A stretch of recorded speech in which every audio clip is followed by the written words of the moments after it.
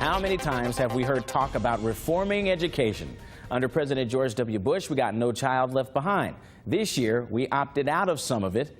We've instituted the lottery to fund schools, then we cut school funding. Seems like every other year there's a new idea to fix the state's education system. Well, this year, the state Senate has passed a relatively radical measure. The question is, will it work? News 2's Faith Abube here to take a closer look. Faith. You know, nearly 1 in 4 students in our state never graduate high school, and the fact that legislators are looking into this reform at all speaks directly to how parents feel. They are generally satisfied with the schools, but I feel like there's some need for reform because I do feel like there are children passed that don't need to be passed. I think it's a number of teachers, students per classroom. Well, it's a lot of different problems. There's so many issues. And Senate Bill 795 tries to address some of those problems. Right now, 66% of 4th grade students fail the state reading exam, but they're still promoted to the next grade level. It's called social promotion, and the bill would stop that.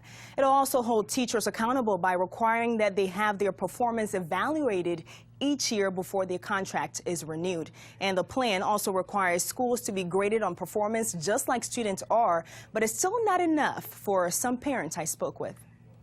They've talked about reform before. They passed the lottery to fund education, but I'm not sure that money's going there. I think it's more complex than just this. I think it's a step in the right direction, though. And to our education expert, chairman of curriculum in the North Carolina A&T Education Department, this bill just does not look very promising. I would say we're going in a circle. I can't say that I really see us progressing with this particular bill, nor do I see us necessarily going backwards. I think we're kind of addressing some of the same issues we've been addressing for years. We're just looking at it perhaps in a different way or trying to approach it a different way.